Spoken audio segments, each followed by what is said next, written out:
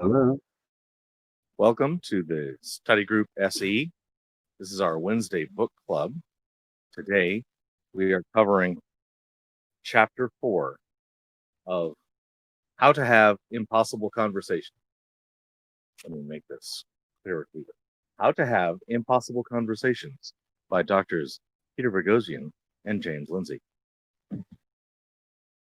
This is a book club for people who you can have read the book or you can not have read the book. This isn't going to be anything like a Books on Tape.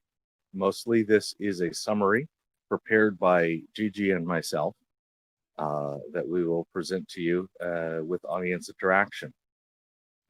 This summary, we're trying to make it about 10% of the word count of the book and of having about 30% of the value of the book, leaving lots for you to actually go read for yourself. Today we cover Chapter 4, Intermediate Level, 7 ways to improve your intervention. Last week, we talked about some beginner level ideas about modeling, maintaining rapport, and exploring how they know what they claim to know. To review, see last week's show. Oh, and in the doobly-doo, you will find a link to the document that I'm working from. That is the outline for this whole series. This chapter builds on skills found in chapters 2 and 3 and suggests 7 new skills, such as letting friends be wrong. It's okay to disagree with you, even about a cherished conclusion. Building golden bridges, letting friends avoid social embarrassment. Language, using us and we instead of you. Stuck, reframe. If you are unsure of where to go next, ways to get your conversation back on track. Change your mind. Yes, we're actually inviting you to be invincible. Introduce scales as a way to gauge how effective a conversation has been. And outsourcing, trusting outside sources to answer, how do you know that? At this stage, some techniques, a bit more intellectual finesse. For example, keeping the conversation going requires listening and learning. Outsourcing requires you to recognize what's outside your area of expertise. It means letting go of false pride and admitting you don't know. And admitting what you don't know, but both go. Let friends be wrong. All right. On page 73, you know that I think that the alleged resurrection of Jesus is silly, right? Yeah. Phil Vischer, the creator of Veggie Tales, is a close friend of Peter's. He's not just a Christian. He also writes television shows that attempt to recruit children into the Christian belief system. Even though Peter has spent much of his professional life helping people escape faith-based belief systems, Phil and Peter are friends. Don't make relationships about agreement. Actually, I should say, don't make friendships about agreement. I suppose relationships is the wrong word. Friendships make us happy and healthy. There are times when that happiness is more important than being right. Relationships are about the following. And as you think about this, maybe you'll see this in your own relationships. Dependability, kindness, honesty, virtue, empathy, good conversation, mutual caring, goodwill, authenticity, and common interest. Please note that only the last one is anywhere near politics or religious worldview. If you have all the others, it's a great relationship. If you only have common interests, it's a pretty fragile relationship. Let people be wrong. On a personal note, I have been wrong a lot. I have lots of reasons to think I am still wrong. And as I discover where I'm wrong, I hope to fix that. In the meantime, love me anyway. If you choose to engage a friend where you think they are wrong, take a lot of time to understand them and how they came to their conclusion. Don't make changing their mind a condition of that relationship. Your best chance of changing their mind is through friendship. That they know you have heard and understood them and don't agree is all the reminder they need to take the time to think it over, to reconsider.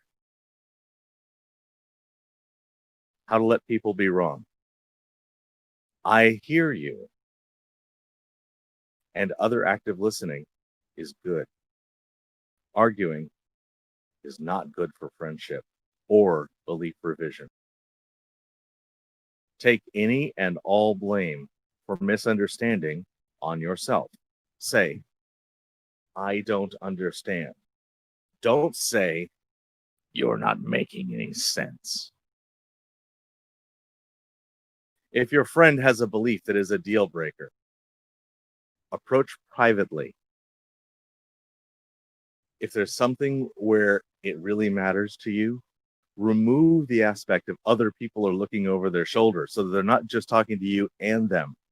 They're only talking to you and themselves. Tell them you find the belief upsetting and that you would rather discuss and maybe even part rather than ghost someone. In marriage counseling, there's this older, so the common phrase, you can be right or you can be married. If being right is more important to you than having a relationship, they might be better off without you. I'd like some volunteers to give me examples of letting people be wrong and taking misunderstandings on yourself. Let me make sure people are unmuted.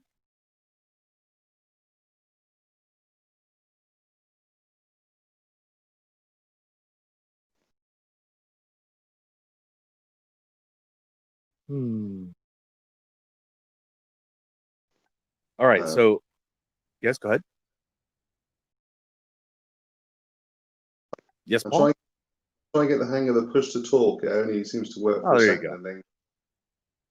Do I have to keep my finger on the screen all the time while I'm talking? Do. The whole time. Okay. And then for about 3 beats after, strangely enough.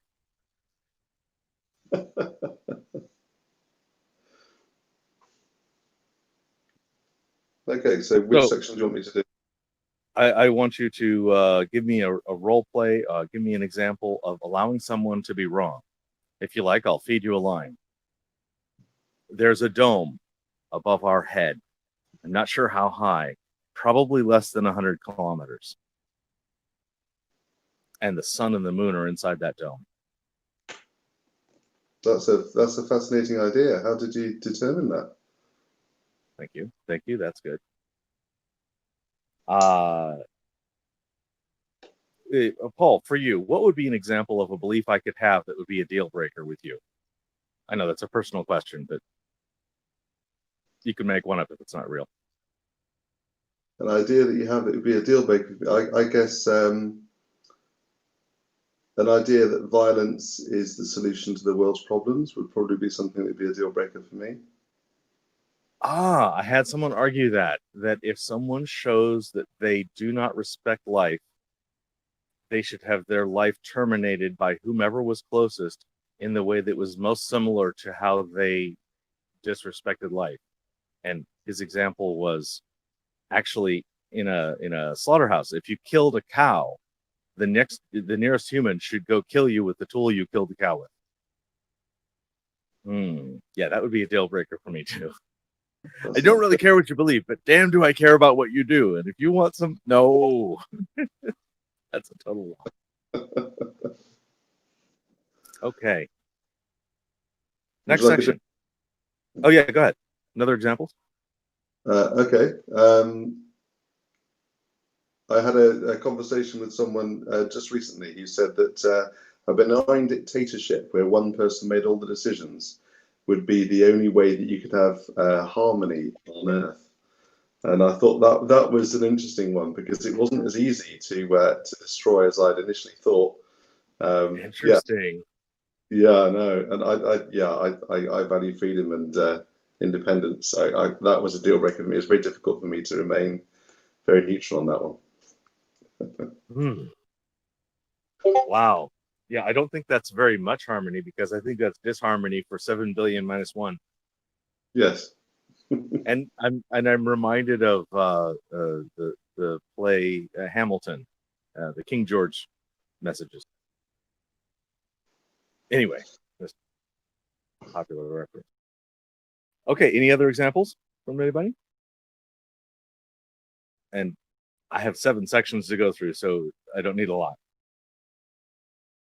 The next section, building golden bridges. A few examples of golden bridges. Everyone makes mistakes. The experts got there by making many mistakes first. We all want good for ourselves and those around us. This is a complex issue with lots of confusion. All good. Cool. No worries. The point of a golden bridge is to bridge where they are and you are in a way that costs them nothing to step across. It's to keep someone from losing face because they changed their mind. In Western societies, changing your mind could be shameful and weak, or an opportunity for a negotiation to become kind of gougy. People avoid it. People avoid admitting they changed their minds. Many people experience changing their minds much like they always thought that way, and they don't really remember when they thought the opposite way. And let that be. A few not so golden bridges would be, I told you so. If you had just listened to me. Wow, you took a long time to figure that out. Welcome back to the right side of history. All of those put a toll on somebody. A failure to provide a golden bridge or providing its opposite could be the difference in your friend changing their mind about something you hold important or backfiring into doubling down on that. How to build golden bridges. The golden bridge rule, give them what you would want if the roles were reversed. Don't put a toll booth on a golden bridge. Do not make it conditional. Do not say, if you agree with me, you will be on the right side of history. Oh, that's a double bad. That's a double bad. How about, if you agreed with me, then we'll be cool. Asking for them to actually acknowledge something for them to use the bridge rather than just silence. If silence is enough, it's a decent golden bridge. But if they have to say something the right way, that's not a golden bridge. That's a toll booth. That's sort of a demand that they comply. Don't use any shame. No shame at all. That's very anti-diplomacy and bad rapport. It's good to build bridges if you feel you are under attack. Remember, this is not about winning a fight. This is about staying in cooperation. One way to avoid the problem is to treat all attacks as if it were directed at the issue. And don't take it personally. If anybody says, "You're evil for believing that," just say treat it as if they said somebody might be evil if they believe that. Remove yourself from your own translation in this regard, so that you don't have to react to it. To as much as you can, pull the person out of the argument and just talk about the argument allows you to talk about it dispassionately and clearly and empathetically. Build a bridge to escape anger.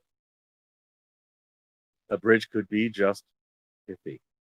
I'm stressed and frustrated about this issue. I get that you are too. This could be an abort. A bridge could be an abort if you have a need to escape the anger or the hostility. You could say, this issue is played out. Can we change the subject? Then actually change the subject. Don't circle back. Don't pretend to change the subject and then come back with another go round. That's not you building a bridge. That's building a bypass. You can build a bridge by explicitly agreeing. If you can agree with them in general about a high point in the topic, that can be a bridge. That might be in general, yes, we both want safety. Yes, we both want children to grow up happy, well-fed. Sure. Don't put a but behind it. In my opinion, putting a but means that you can kind of ignore everything that came before and you only have to react to the stuff that comes after the but. So don't say it with a but. Anytime they say something you agree with, say so. Even if it's just literally and just in the moment, and you know they're going to put a but. That's okay. You can build a bridge to alleviate pressure to get something right or to know everything relevant about an issue. We don't have to be experts. We can say no one is expected to know or understand everything. That's why we have experts we can appeal to. This harkens back to the modeling that we learned in chapter 3 and sets the stage for outsourcing, which we'll get to at the end of this chapter. This can be especially helpful when your conversation partner thinks they might be mistaken. Build a bridge by bringing up your own ignorance and reasons for doubt. Just admitting that you don't know allows them a bridge to equally admit maybe they don't know. They don't have to know more than you do. If they know a lot less than you do, that puts them at a disadvantage in the fight, if they see it as a fight. If they hear you say that you don't know, they could be a lot more willing to admit that they don't know as much, allowing them to then decide to learn a thing and change their mind. Tell your partner about a belief you used to hold that turned out to be wrong and what you learned that changed your mind. This is a bit of humility. This can be a thing where we're admitting that we had to learn and maybe it was in an inopportune time. By the way, this shouldn't be a belief very much like their claim. This can backfire if it's used before they have learned that thing. Otherwise, and that makes it a direct message containing what you think they need to change their mind, along with the not so subtle hint that if they want to be cool like you, they should believe that thing. And that's just the kind of pressure that generates a whole lot of resistance and doubling down and backfire effect. The main thing we're trying to avoid. All right, I open it up. I would like some practice and role play with volunteers about building bridges. Can you give me some positive, negative examples of bridge building?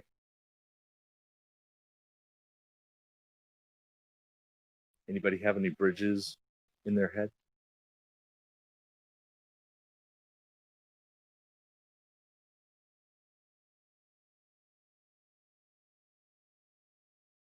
Kimberly, I accept that you're wrong, and I can still love you through it. Was that a good bridge or a bad bridge? And why?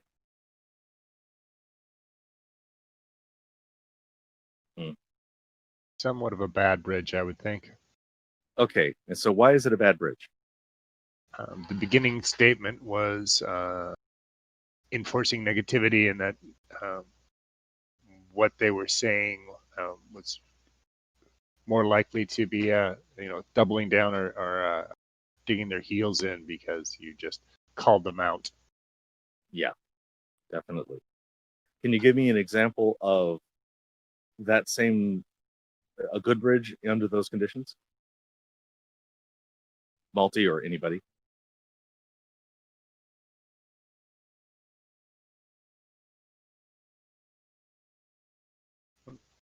I'll try one. Go ahead, Gigi. I think I have one. Go for it. There's a lot I don't know about this subject either. Let's explore it together. Mm-hmm. Yes. There's a lot I don't know about this subject either. Let's look it over together. I like that. Okay. Next section. Language. Hostage negotiators use language to achieve the goal of hostage safety by creating a perceived collaboration between the hostage taker and the negotiator. Keep in mind, this is actually a genuine collaboration. The negotiator says their goals overtly and repeatedly. Not so much in the little dialogue you'll hear. Let's assume that that's before and after. To the degree that the hostage taker cooperates, this is an honest collaboration. Note the use of them, implying us are the two in the dialogue. For example, in the following exchange, the hostage taker threatens to kill the hostage after demanding a getaway vehicle. The negotiator responds by saying he doesn't think the hostage taker wants to harm the hostage and that they should keep working together to develop some more ideas to present to them. The negotiator's boss. Either that or I kill her. Well, then you've told me time and time again that you don't want to hurt that girl. I don't think you do. But I will. Give me an alternative.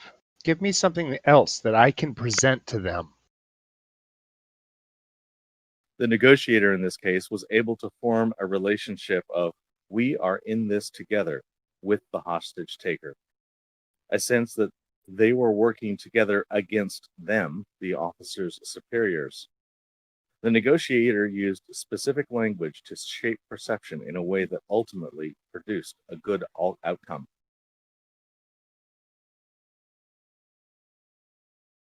Them, us and them, very important in the process. Don't abuse it, but it might be necessary to put yourself on the side of the us with your interlocutor if you're going to talk about different sides of things.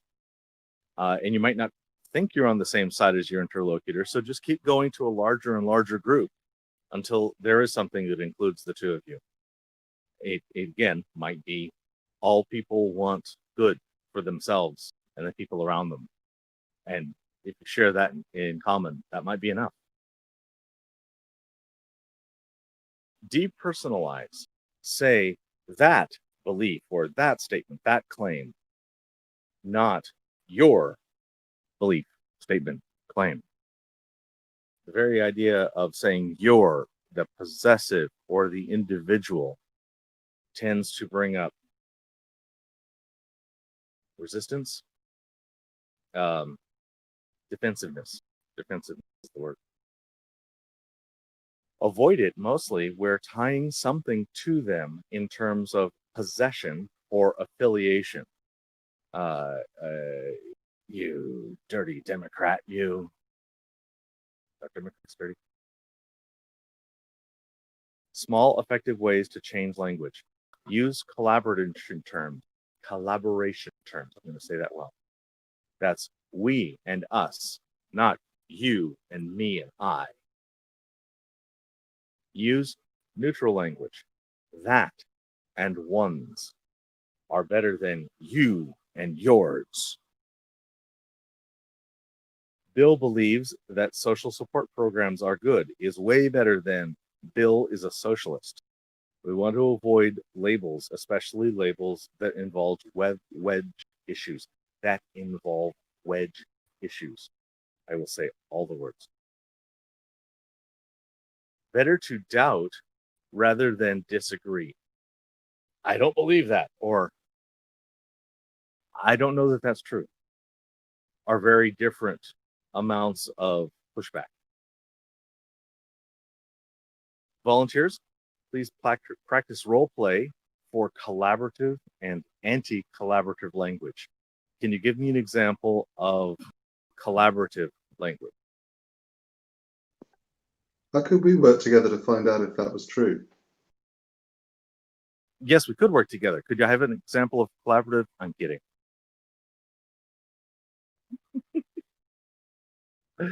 Just trying to be a little obnoxious. Yes, thank you. How about some anti-collaborative language?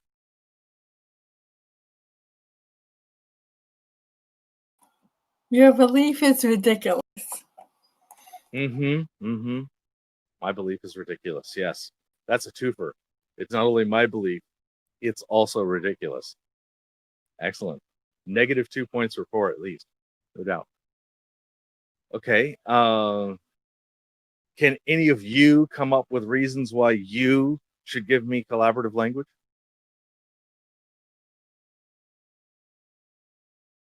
See, that wasn't going to work. It just won't work. All right. If you're stuck in the conversation, reframe. What is reframing? Reframing a conversation changes the presumptions to get a different, an ideally more agreeable starting point. And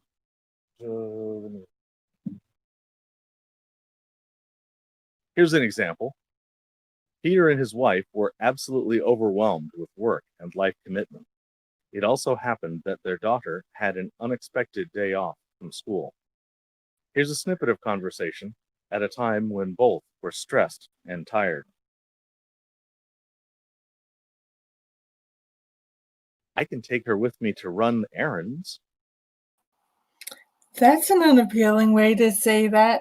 It makes spending time with her seem like a chore or a duty. Yeah. True. What should I say instead? Who gets to spend time with her? Peter's wife was correct. Reframing from a chore or duty to opportunity would clearly help his daughter be more receptive to the idea of spending time with her father. More importantly, it helped Peter reframe his own view.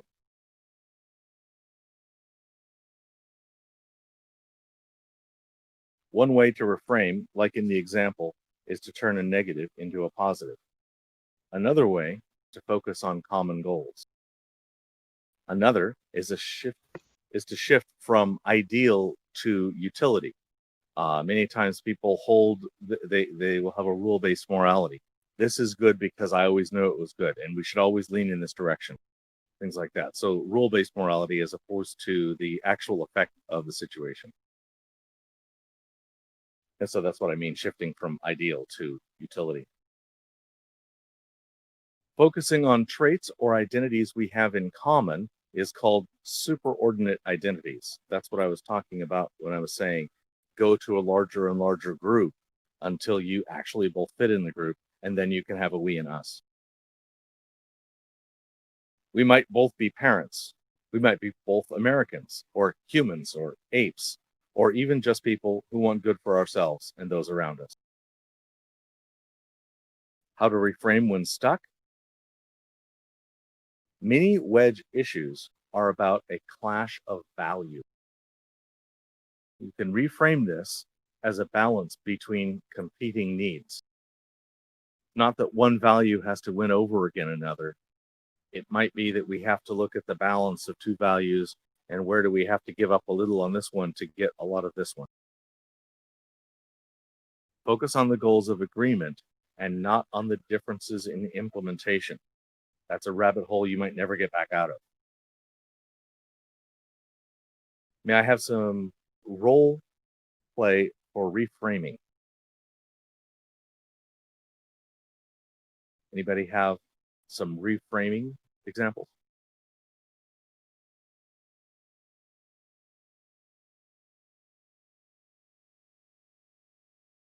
see if I can.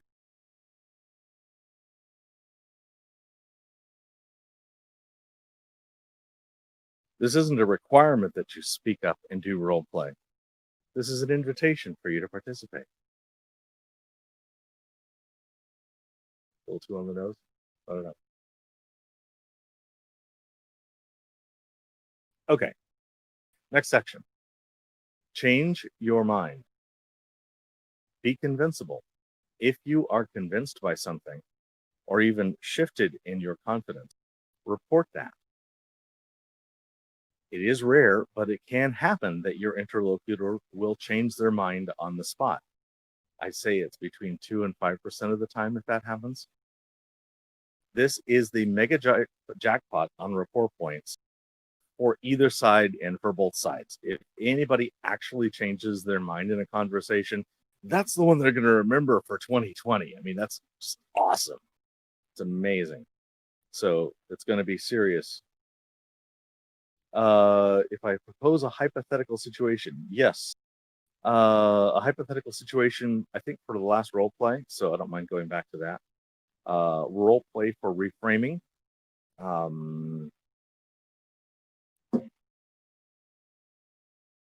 Wow, it's almost showtime. I got to get up there and talk to all the people. Oh, how about that?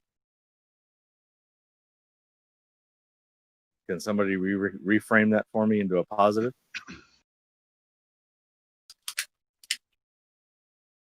Multi, maybe. Sure. So you have an opportunity for the next one. Let's go ahead. So you have an opportunity to talk to the people today. That sounds very exciting.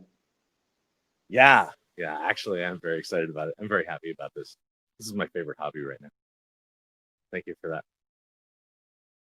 Okay, and I understand the comment was actually relating to the next one, so I shouldn't go backwards. We'll continue forward on changing our minds. Oh, and we just got up to that. This is the mega jackpot on rapport points for both sides was the end, and now I have role play examples of changing one's mind, even slightly. Like, I was pretty sure that I knew about that, and you've made me think I need to look it up before I am as sure again.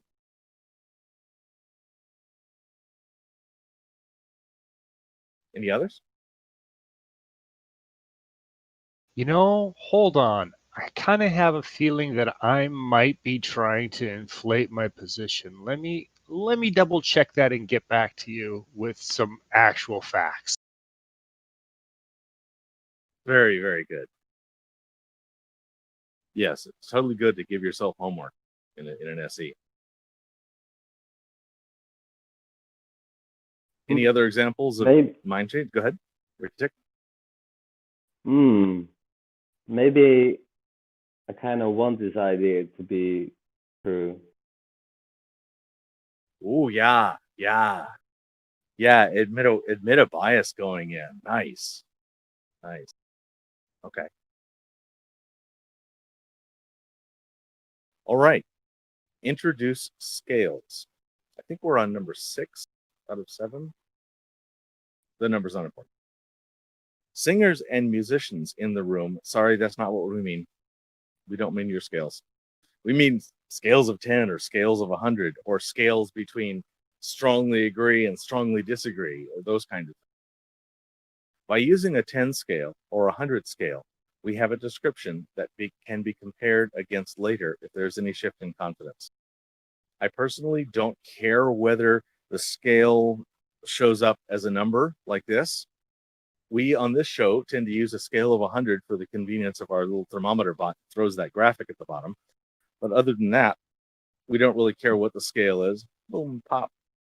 It might be medium high or medium low, that kind of thing. We can sometimes take a scale that's just in words. I'm pretty sure. Okay, fine. As long as I can quote back to you at the end of the conversation. So, at the end of this, are you still pretty sure? Doesn't matter what word fits in there, as long as you both have even a vague idea of what it means. If with any scale, even just word-based scales, the idea that confidence is non-binary, which is to say not just true or false, is introduced.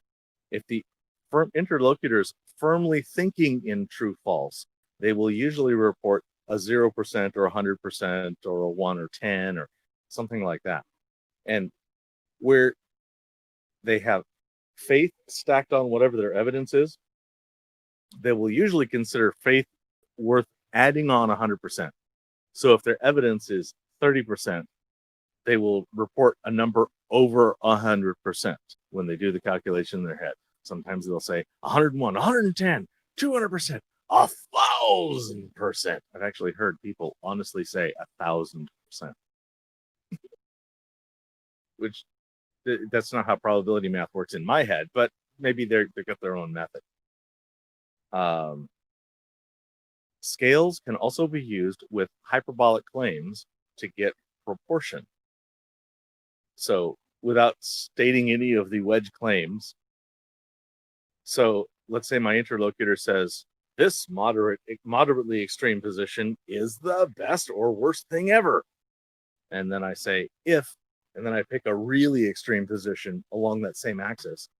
If really extreme position, Hitler, is 10, where would your moderate extreme position fall on that scale? And that allows us to get a proportioning where they definitely want to say that this other example is worse, and therefore must give their position a lesser if they will agree that they're on the same scale. And usually this is positions that are against. People that are for a position will not usually recognize their position as it. Bringing numerical scales into conversation. Ask how they are sure of the truth of their claim on a scale of 1 to 10 at the beginning and end of the conversation. Compare to determine how effective your conversation was. Little side note here. I have noticed that most of the practitioners of street epistemology don't do this. They rarely ask for confidence both at the beginning and the end. And Dr. Tyrone Wells of Let's Chat actually suggests dropping the confidence scales entirely. That for him, he does not miss saying them. He regrets saying them most of the time. I also note that Anthony Magnabosco has said that he has often regretted not asking confidence, but he has never regretted asking confidence. So Anthony's on the other side of that, and use these tools as you will. If your partner indicates a 9 or 10 on the confidence scale, the more advanced techniques in chapters 6 and 7 will be needed. We'll cover those in the last 2 weeks. In this case, it's more important to focus on how they came to their conclusion when you're dealing with somebody who's at a 9 or a 10, or a 90% or above, or somebody who's very close to certain. In cases for low confidence, like a 2 or a 3, explore their reasons for such low confidence. It's usually quite unusual for someone to even address a claim for which they have low confidence. So sometimes it's something that they are hoping is true but can't actually hold, and they're looking for someone to push and pull them, give them reasons to shift their confidence, either now to I don't have to worry about it, or I think it's wrong, or maybe up to I can actually adopt and push for this idea. In instances where you find yourself arguing over, yes, it is, no, it isn't, yes, it is, oh, you silly person, pattern, put it on a comparative scale. On the issue of the United States being a racist country, you could ask, how racist is the United States now compared to the 1950s? These scales clarify and offer perspectives and allow the conversation back on track. For the most part, I certainly recognize a whole lot more overt open racism in where I live on the west coast of the United States when I was young compared to now. I think it's gotten a lot better. And I still see a lot. Bring in scales that compare the importance of issues during sticking points. You could ask, on a scale of 1 to 10, how important is racism compared to climate change? What number would racism be and what number would climate be? This can help demonstrate how strongly a belief is held. Use scales to help your partner change their thinking. Ask questions that would probe why they place the level of confidence where they do and not at a lower or a higher number. This will help the interlocutors show their doubts. I usually put this in the form of hypotheticals. And I've been warned against using the word hypothetical because sometimes that's defensive making just by itself. So I'll ask, what could you learn tomorrow? This doesn't have to be a true thing that you don't know today that would increase your confidence in your claim. And usually I'll spell out the claim. And then I ask increase before decrease. And I'm in the minority of that one. So let me explain myself. I ask for increase first because I want them to be friendly to the idea of looking for a hypothetical. If I ask for decrease first, there's an opt-out that they can do to just reject the idea of consideration of hypothetical. And that's just a shortcut out of the process. And I would rather make the hypotheticals friendly to them first. It sort of establishes that their confidence should be movable with the hypothetical before I ask them to move it down. In a more advanced technique, place yourself at a lower level of confidence on the interlocutor than on their claim and ask that they demonstrate how you might increase their own confidence. Now, this might be hypothetical. If you're playing neutral and you're doing it really well, they probably can't figure out what your confidence is or should be. So you could hypothetically say yourself or say a hypothetical third person so that they can direct their annoyance at them if that's the case.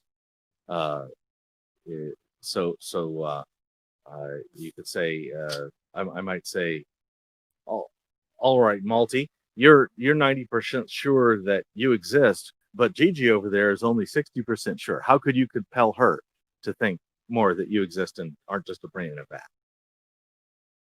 Hopefully that's a silly. Yeah.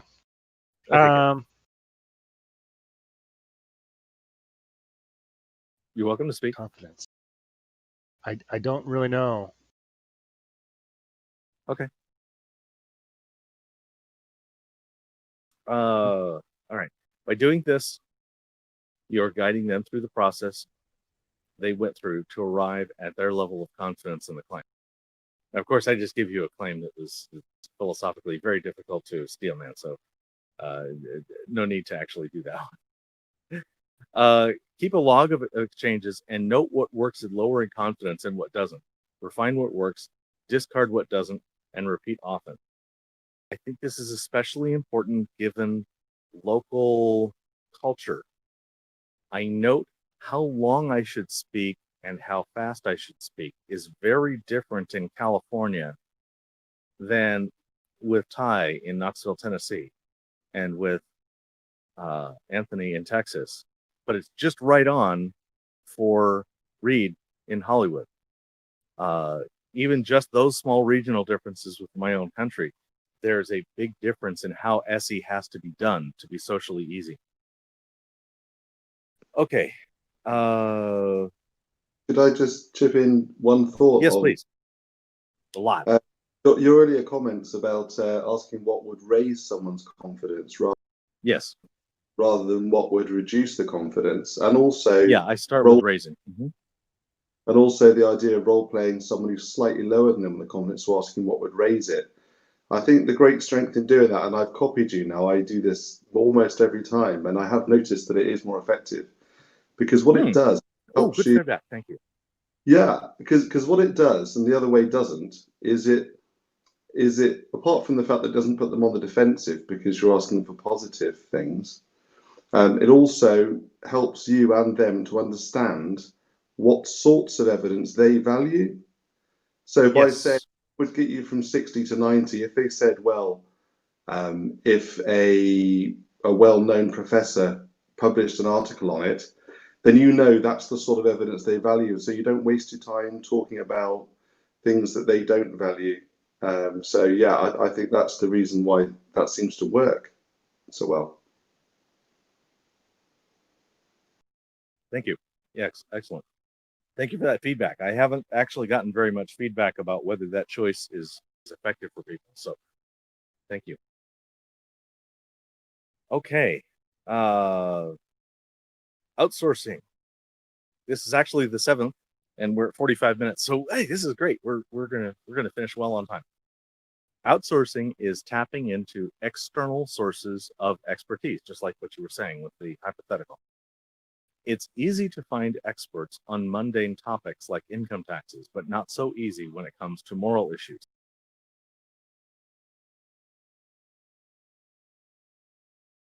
The best practices for bringing outside information into your conversation could be ask them to bring you the kind of information that would change your mind. Set that bar based on your own epistemology. If they find some, you can check it out and you might learn something. There's also a good chance that when they look, they will find that their sources would not pass your muster, and that might cause reconsideration.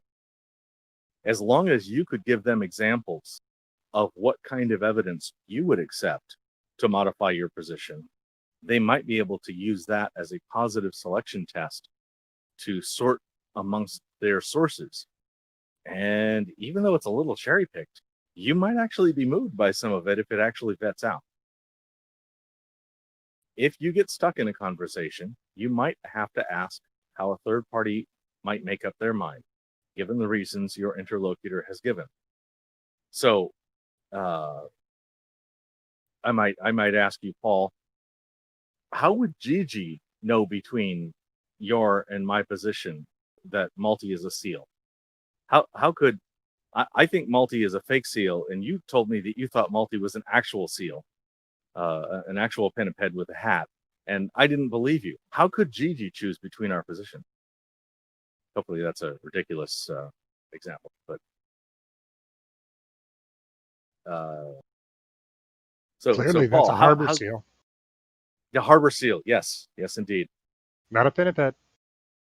It's not a pinniped? No, it's an eared seal. This is an earless seal. This is not a walking seal. I thought pinniped covered both of the eared and the earless. But hey, I need to look that up. I will look up that pinniped thing because whenever I live on a boat in a harbor, so I might be wrong. You know, it's been a while since I volunteered at the aquarium, but indeed. So I will look up what pinniped means later, and I'll get back to you and pwn you with facts and logic. Maybe not. I'll find out. I'll let you know. Okay. Yeah, so thank you for that feedback. What evidence should be persuasive to everyone? It's another question. And this one goes to not on my own epistemology, but what would be the baseline most compelling epistemology that should be so good that everyone who accepted the evidence would come to the same conclusion? Another option. What is the best counter argument to your conclusion?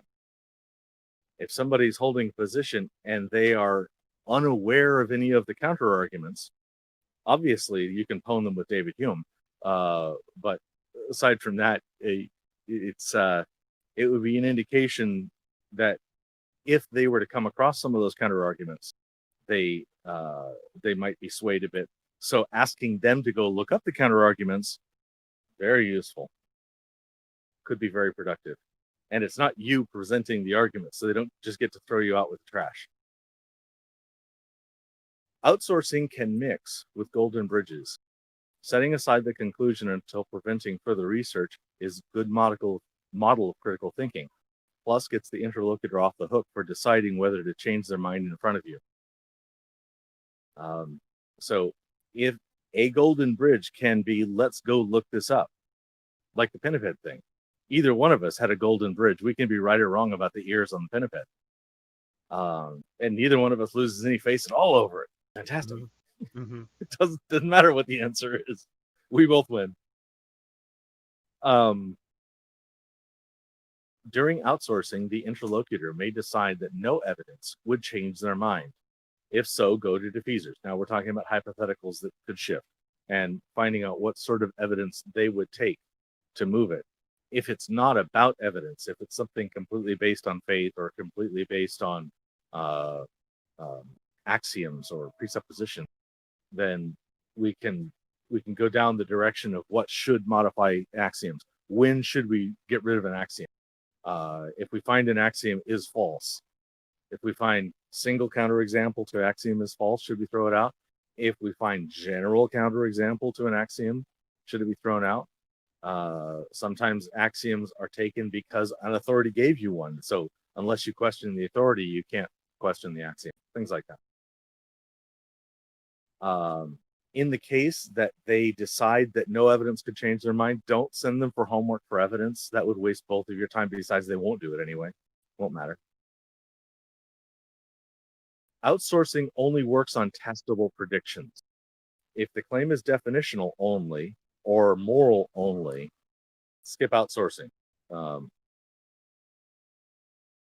Dictionaries at 20 paces, nobody wins. It doesn't really matter. By the way, I've actually used challenging somebody to dictionaries at 20 paces, knowing that I would lose because I knew the dictionary was going to give them their definition and then my definition after. So by losing the point, I have said, yes, and this alternate version is the one I meant and applies in the case that I was saying. But you're right. That's what the word means. You're totally right.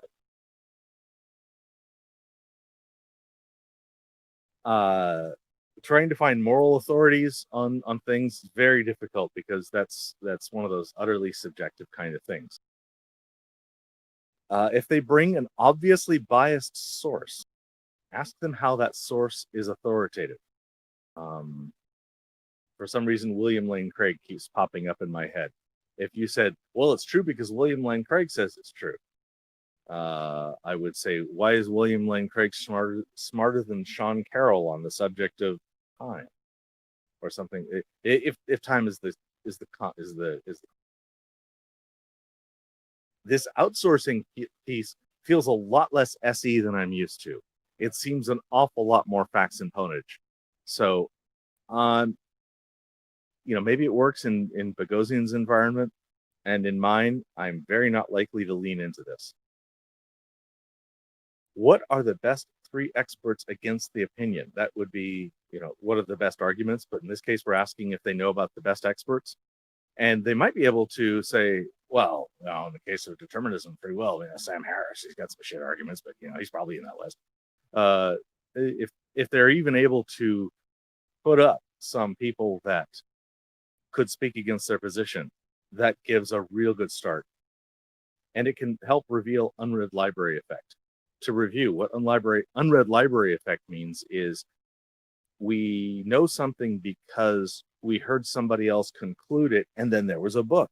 And without reading the book, we assume that the details to support the conclusions are well formed in the book. And so we believe those conclusions without knowing what they are. This is an unread library. And when people actually examine their knowledge of a case, they often find that they have trusted that the information's there without ever actually looking at it themselves. If we're stuck, one option is to see if you can agree to only use sources or information or evidence that both sides could agree on. This might be in the case of a flat earther versus a globe earther. Like, how about if we agree to only use information that we can both see directly with our senses and with only very simple equipment? That's something that the flat earther definitely says is how they want to do things. And I think I can support a globe earth with just those tools. So it would be a situation where I would be happy to limit the discussion of facts to only those which would follow the zetetic mode that is commonly used in flat earth disagreements. So, volunteers to play outsourcing. Could you give me an example of it's maybe giving me homework? to go look for something like a Penipet example, or I think Brian Cox is completely right about the standard model of particle physics, and I cannot be given any evidence that Brian Cox is wrong about that, because you don't have an authority that is better than Brian Cox. Anybody want to shoot that one down? Okay, I'll have a go. Yes. So Brian Cox is someone whose opinion that you would respect, and you consider him to be a credible source for the information on this subject. Yes. I'm interested in how you selected him as your choice of a person to go to for that information, and the methods you used to decide which experts to select to give you a rounded view of the subject. I had to choose from amongst those that I could understand clearly. So him being a television presenter put him in the small people of people I could see and understand. And then from those, I looked for somebody who was actually working in research, and he is actively working at CERN and doesn't appear to be getting thrown off of committees because he misunderstands something basic about his quantum theory and standard model in quantum theory.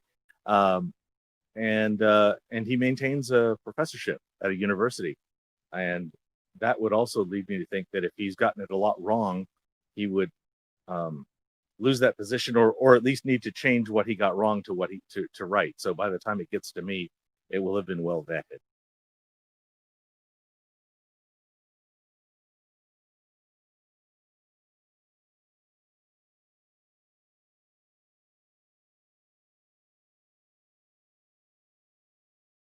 Is that a good enough reason for me to be convinced to 100%?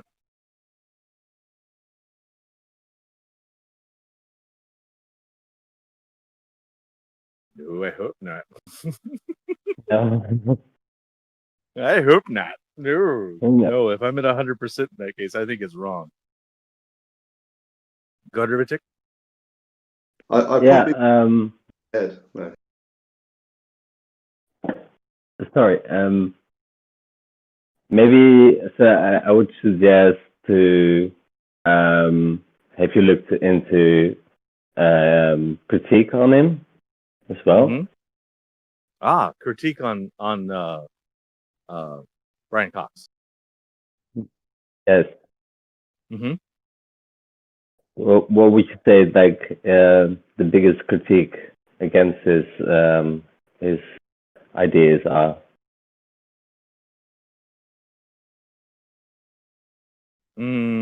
If I'm maintaining the steel man that I was using earlier, I would say some people don't like how he was a keyboardist and still looks like a young Moppet from and he should be a lot more respectable if he wants people's attention. And I say, nay. In fact, he gets better and more attention because he stays looking young and is playful. That'd be the steelman position. Yes. Would there also be any critique upon his beliefs? I'm not qualified to judge. I can't even do the math for the standard model. That level of calculus is beyond me. So I honestly wouldn't be able to know if he was wrong or right. And that's honest from both the steel man and from my real position. Does that concern you? That you're not able to be... It should concern the steel man a lot. It doesn't concern me at all, no. Because I don't need to make decisions about things that are in particle physics. I can take it from an engineering kind of gross perspective, and if I'm within 10%, we're good. So when I deal with physics, there's a lot of sloppy. But my steelman should be very much concerned that they are over certain for bad reasons. Can I just go quite a bit back actually now, but kind of went over it. about when there's a possible topic where a person is not very confident in their claim, but still it is a claim they want to discuss. And that might be like going out for Corona, like going outside to have fun. Like they're not very confident it's a good idea. Right. But they're looking for, reasons to do. So that is like a possible topic or addiction or something like that.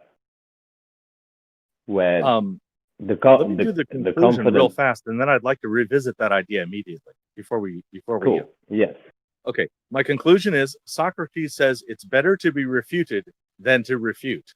In other words, it's better to receive that which helps you change your mind rather than be the one just that is the instrument of that. Oh, they're both very good.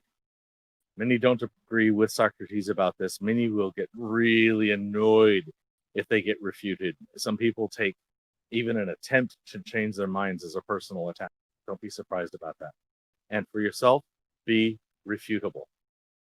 There's my conclusion to chapter 4. Thank you for that. Now, on the question of going out on Corona, I am set up to do interviews for this channel outside in parks. All of my gear has been purchased to be able to be that kind of portable. And right now I'm transmitting from a boat. I have no landline. I'm doing this over a 4G connection. And I've met somebody online who is local enough to me that we could meet at a public park. Ooh. So what I'm thinking about is something like setting myself up with a tablet looking at me on one park bench, and then on a park bench over there, I don't know, 6, 8, 10 meters away, have another tablet and the microphone. I'll get some long microphone and headphone cables, and we can have a conference outdoors at enough distance that we could be even able to pull our masks off. Do you think this is a good idea or a bad idea? Should I eat? First of all, would that be enough of a precaution that would add no risk to either of us? I assume maybe I have to use alcohol on all the parts that they might touch, like this, really well alcohol the surfaces of the headphones and microphone. I'm not thinking that they're touching the microphone. I don't think the microphone's going to spit anything back at them. Would that be enough of a concern? Maybe I need to put a little cloth cover over the microphone that's disposable, or maybe I wonder what it sounds like if I wrap it in a paper towel. If I were to do that, might that be enough? And would you suggest that that's important? I do hear a difference, but I think it's tolerable. And worst case, what if I'm out there and it gets people thinking that they'd be normalizing going out and meeting somebody in a park because they're not aware of the level of distance that we're actually holding? What do you think of that? I'm asking everybody. The last one was the first thing I thought about.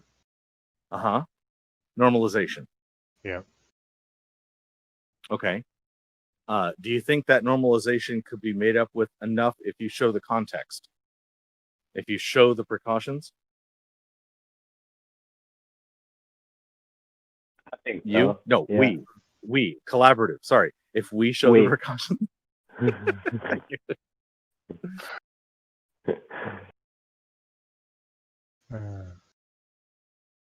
You could have a dividing screen as well. Yep.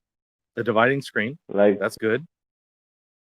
Or we'd almost like have to have two of them because we're going to be so far apart that the dividing screen would be, if we're 6 meters apart, dividing screen 3 meters away from me doesn't even make any sense. If there's a dividing screen a half a meter from me and there's another one half a meter from them, that would seem to help me. So I have 2 dividing screens? Well, like currently at grocery stores in my area, there's a screen up at the point of purchase, right, person. So because you are inside that, so if you would have a a piece of plexi that was splitting the park bench one side to the other, would Okay. you feel comfortable sitting at the same bench? I would if I had masks on. Yeah, if you had masks on and there was a divider between you two. Yeah, that would be fine with me. And if we were far enough apart, I'd be okay not to have masks on. Right. That's my personal thing. But I'm not just concerned with. Obviously, if my personal standards are too low, I want to adjust them. And if I'm somehow normalizing bad behavior, I want to avoid that. So I'm wondering if the obvious constraints that I could put on it, the obvious and careful steps in the middle, would be enough to prevent the normalization. What about just a plexiglass box for yourself? Boy in a plastic bubble. Yes. As long as I could not die of heat, maybe. That is a good bit more expensive. A plexiglass shield is probably less than $100 for us to build. It's just a piece of plexiglass we buy at Home Depot and then make enough of a stand that holds it up, which might be just bookends on each side or other such heavy weighted things that hold it in place. Yeah, if you against had a wind. 2x2 or a 1x2 that you could run through a table saw to put a groove in it, Sure. you put one of those on each side and then tee it out on the bottom. Okay. So it would a just be triangle piece of plexi. two heavy things and then plop a shield on it and have it hold up by the shield's own stiffness. Yeah. Okay. Yeah, put a frame around it, something that will actually has a foot on it. Okay. So it's like a pair of 1x2s sandwiching the piece, the groove in the middle, and I see it. Mm-hmm. Yeah, you could do that too. Yeah. Okay. So and is the thought that one shield is good enough? And should it be necessary that we wear masks on opposite sides of the shield, or is it just that we can have a shield in the middle and enough distance so we don't have to wear masks? I think masks prevent the velocity of the exhalation. So a shield prevents that. So it doesn't really make sense to, you're still going to breathe out. So the mask is not preventing the virus to escape, but just at like a very gradual progression instead of like with a sneeze, a really, really high velocity. So the screen would prevent that anyway. So no, not necessary. Okay. But Thank maybe for feedback. like image, maybe for the image, but yeah, that's a whole different thing. Yeah. So I will be asking a bunch more people and accumulating their feedback. Thank you for this. And does anybody else have anything more to say about the book club or about the going out in public thing? And if no, I'll move to the end of the show. Enjoyed it. Thank you. Thank you. Thank you very much. I just dropped Scott in. So I didn't know it was I didn't know it was a book club. So but yeah, I'm actually right at that chapter. So thanks. Okay. Thanks. You're welcome. You're welcome. Okay. Here are 5 of. Here are not there, but here are 5 of my favorite street epistemology specific channels. I actually have a list of a dozen promoted channels now on my YouTube page. I can just only fit 5 or so on the screen that you would actually be able to read. Anyway, if you go to my YouTube channel, you will find a promoted list of channels that are all about street epistemology. If you are really into street epistemology, something's broken. If you are really into, yeah, it seems to be working over there. I'm going to reset here. Street epistemology as a method. One of my favorite places to go for resources is streetepistemology.com, provided by Street Epistemology International.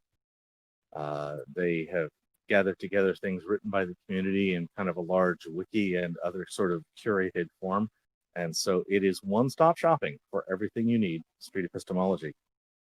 And production, I don't have OBS. If you could switch to the title screen. Thank you. Welcome. Thank you for coming to this study group SE. This was chapter 4 of the book Impossible Conversations.